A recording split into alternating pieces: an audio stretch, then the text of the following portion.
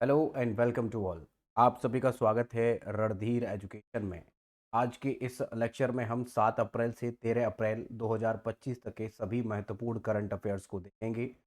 ये हमारा जो करंट अफेयर का सीरीज़ है, इसको हम संडे को आपको वीकली करंट अफेयर को प्रोवाइड कराते हैं। इसका पीडीएफ भी आपको प्रोवाइड करवाया जाएगा हमारे टेलीग्राम चैनल पर।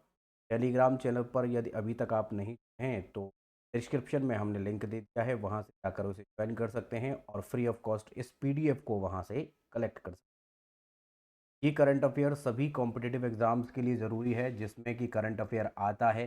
और आप सब जानते हैं कि हर कॉम्पिटिटिव एग्जाम में करंट अफेयर आता ही है, चाहे बैंक का हो, एसएससी का हो, रेलवे का एग्ज़ाम हो, यूपीएसआई हो, यूपीपीसीएस हो, आरओ एआरओ हो, सभी में आता है।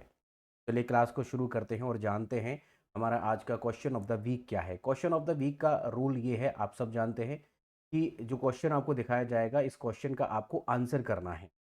वो आंसर जो है आप हमें कमेंट करके बताएंगे कि आपको इसका आंसर क्या लगता है। तो क्वेश्चन ऑफ द वीक हमने यहाँ पर लिया है, 34वां सरस्वती सम्मान 2024 किसे प्रदान किया जाएगा।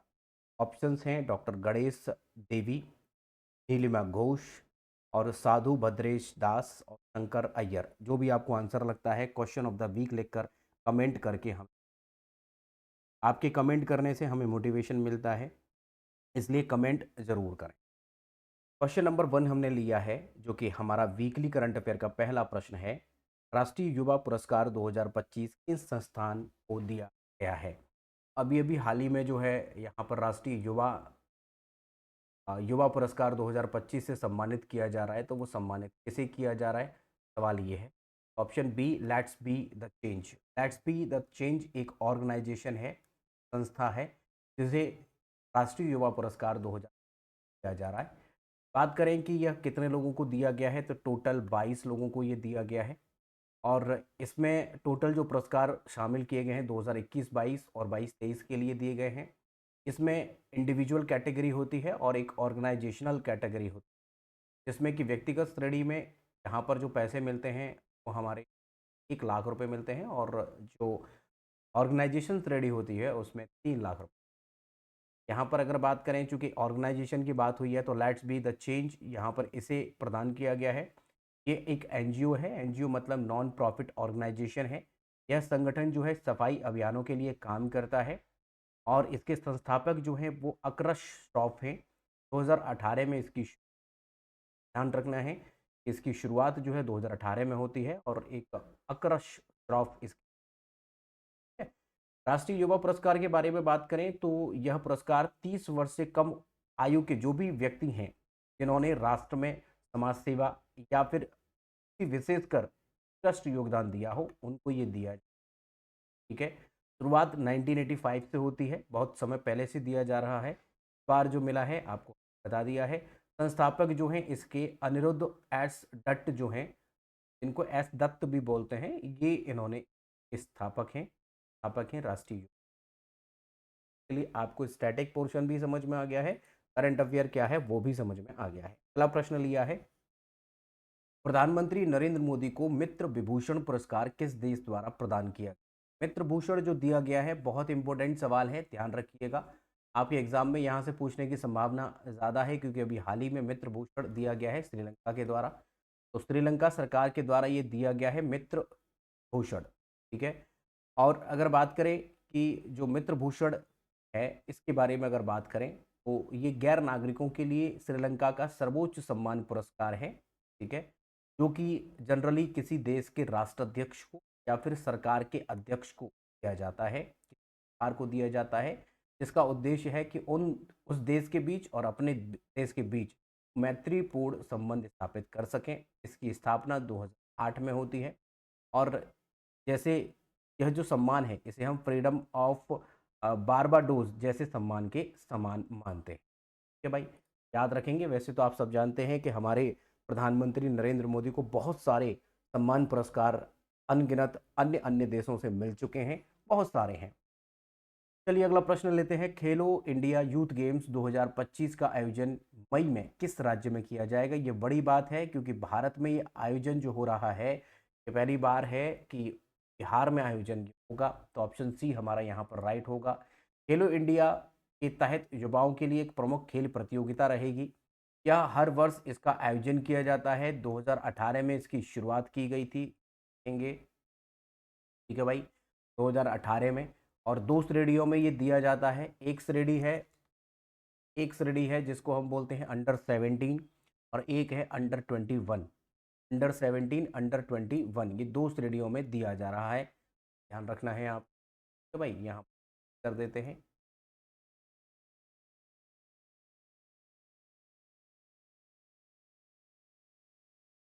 जी, यहाँ पर अंडर 17, अंडर 21 कॉलेज के जो छात्र हैं वो अंडर 21 में आएंगे, स्कूल के जो है अंडर 17 में आएंगे। पिछले संस्करण की बात करते हैं तो पहला तमिलनाडु में आयोजन किया गया था, ठीक है। और पहला स्थान वहाँ पर जो मिला वो महाराष्ट्र को मिला था, दूसरा स्थान तमिलनाडु को, तीसरा हरियाणा, ठीक है। सबसे ज़्यादा जो है जो गोल्डन यहाँ पर गोल्ड अवार्ड जीते हैं वो स्वर्ण पदक जिन्होंने जीते हैं वो 57 थे। जो अब अगला प्रश्न लेते हैं। अगला क्वेश्चन है हमारा, हाल ही में उद्घाटन किया गया पबन पुल किस राज्य में स्थित है? पबन पुल जो है बड़ा ही पबन द्वीप से भी संबंधित है, पबन उसी के नाम पर रखा गया है। और मुझे लगता है कि ये बात सब लोग जानते ही होंगे, तमिलनाडु में स्थित है। ये वही पुल है इसके बारे में कहा जाता है कि हमारे भगवान श्री राम ने वहाँ पर एक पुल बनाया था श्रीलंका तक पहुँचने की, पम्बन द्वीप का है। पुल की विशेषताएं देखें तो 2 किलोमीटर के तकरीबन ये रहेगा, और इसमें स्पेंस जो हैं 100 स्पेंस शामिल हैं। और ऊंचाई जो रहेगी वो 3 मीटर अधिक तक इसकी ऊंचाई रहेगी। फ़ायदा क्या रहेगा कि इसके नीचे से इस पुल के नीचे से ट्रेन भी निकल सकेगी, तो ये इस तरीके से डिज़ाइन किया गया है।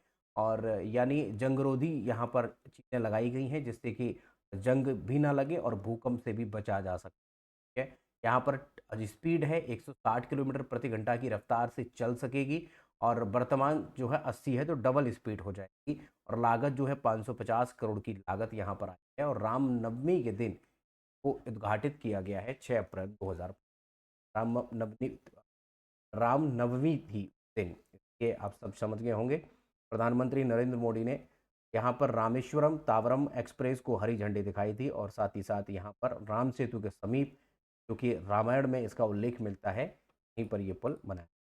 अगला प्रश्न लेते हैं, हाल ही में हरित युग की शुरुआत कहाँ? हरित युग जो शुरू किया गया है वो भुवनेश्वर में शुरू किया गया है। ऑप्शन बी यहाँ पर सही होगा, ध्यान रखेंगे, ऑप्शन बी। अगला क्वेश्चन है जो कि इंपॉर्टेंट क्वेश्चन है, यहाँ पर ध्यान दीजिएगा। ओटावा कन्वेंशन जो है, ओटावा कन्वेंशन, या आप इसको छोड़िएगा, यहाँ पर याद रखिएगा, Ottawa convention is related to which of the following, किससे रिलेटेड है? तो यहाँ पर रिलेटेड है बारूदी सुरंगों पर प्रतिबंध। जो बारूद सुरंगें बनाई जाती थी उस पर प्रतिबंध लगाया गया है। ओटावा कन्वेंशन की बात करते हैं तो माइन बैंड ट्रेटी भी इसे कहा जाता है, एक अंतर्राष्ट्रीय समझौता ये है। इसमें क्या है, एंटी पर्सनल लैंड माइन्स को ख़त्म करना इसका उद्देश्य है। और यह कानूनी रूप से बाध्यकारी संधि है।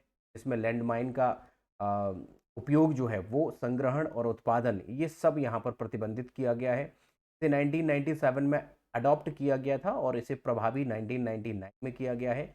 164 देशों ने इस पर साइन किया गया था। 2024 तक की अपडेट हमने आपको बताई है। और यहाँ पर बेसिकली इसमें जो है माइंस डिस्ट्रक्शंस जो होते हैं उसका विनाश करना था।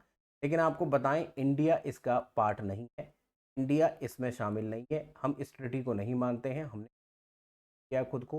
तो फिर बात कहाँ से आ गई? क्योंकि यहाँ पर कुछ देश ऐसे थे जिन्होंने, जैसे पोलैंड है, फिनलैंड है, और कुछ अन्य देशों ने ओटावा कन्वेंशन से निकलने का निर्णय लिया है, जो कि अब वो ये काम करना चाहते हैं। हमारा भारत पहले भी नहीं था, अब भी नहीं है, तो ध्यान रखेंगे क्या इसका हिस्सा नहीं है। बट ओटावा कन्वेंशन से सवाल आ सकता है, स्वीकृति एडॉप्ट पूछ सकता है 1997 में, और इसको इफेक्टिव जो किया गया है 1999 में। अगला प्रश्न इंपॉर्टेंट प्रश्न है, यहाँ से सवाल कई बार स्टैटिक में पूछ लिया जाता है। विश्व स्वास्थ्य संगठन या विश्व स्वास्थ्य दिवस कब मनाया जाता है? तो वो 7 अप्रैल को हर साल मनाया जा रहा है भाई, ध्यान रखेंगे 7 अप्रैल है। क्योंकि 7 अप्रैल 1948 को वर्ल्ड हेल्थ ऑर्गेनाइजेशन इसको स्थापित किया गया है, और इसी वजह से यहाँ पर विश्व स्वास्थ्य दिवस मनता है। हर साल ये मनाया जा रहा है, 7 अप्रैल को मनता है, और कई बार एग्जाम में रिपीट हुआ। अगला प्रश्न है, वित्त वर्ष 2023-24 में भारत की को सबसे अधिक प्रेषण, जिसको रेमिटेंस कहते हैं, किस देश से प्राप्त हुआ है? रेमिटेंस का मतलब है कि जब हमारे देश से कुछ लोग बाहर चले जाते हैं, अन्य देश में रहते हैं, तो वहाँ रहकर जो वो कमाई करते हैं, कमाई का कुछ हिस्सा वो अपने देश वापस भेजते हैं, अपने परिवार को भेजते हैं, अपने लोगों को भेजते हैं। तो जो पैसा भेजा जाता है उसे ही हम रेमिटेंस कहते हैं। तो रेमिटेंस क्या है ये आपको समझ में आ गया। तो वो रेमिटेंस सबसे ज़्यादा किसने भेजा है? यहाँ पर रिकॉर्ड है 50% से ज़्यादा रेमिटेंस संयुक्त राज्य अमेरिका, यूएसए के द्वारा यहाँ पर भेजा गया। ठीक है भाई, तो ये चीज़ आप ध्यान रखेंगे। रेमिटेंस क्या होता है वो हमने बता दिया, किससे सबसे ज़्यादा प्राप्त हुआ है? अमेरिका से। अगला प्रश्न है, नमा तमिलनाडु मामले में सुप्रीम कोर्ट के निर्णय के अनुसार राज्यपाल को विधेयक पर पुनर्विचार के लिए विधानसभा को कितने महीने में लौटाना होगा? यहाँ पर ये लौटाने की जो कंडीशन है वो अनलिमिटेड थी, लेकिन अब यहाँ पर लिमिट लगा दी गई है सुप्रीम कोर्ट के द्वारा। हालांकि इंडियन पॉलिटी की जो क्लासेस हैं हम उसमें प्रॉपर आपको बता रहे हैं। इंडियन पॉलिटी अगर आप अभी तक नहीं पढ़ा है आपने, तो हमारे चैनल पर जाइए, हमने लिंक भी दे रखा है डिस्क्रिप्शन में। चैनल पर जाकर आप प्लेलिस्ट कॉर्नर पर जाइएगा, वहाँ पर जो टैब आते हैं वहाँ प्लेलिस्ट पर जाइएगा। प्लेलिस्ट में आपको सभी जो हमारे सब्जेक्ट्स होते हैं, सभी सब्जेक्ट का विधिवत तरीके से वहाँ पर आपको वीडियोज़ मिल जाए, तो वहाँ पर देख सकते हैं। साथ ही साथ हमने ये पीडीएफ जो हम आपको प्रोवाइड करा रहे हैं, इसका ये पीडीएफ के लास्ट में भी हमने उसका डिस्क्रिप्शन दे दिया है, इसमें कि प्लेलिस्ट आपको मिल जाएगा।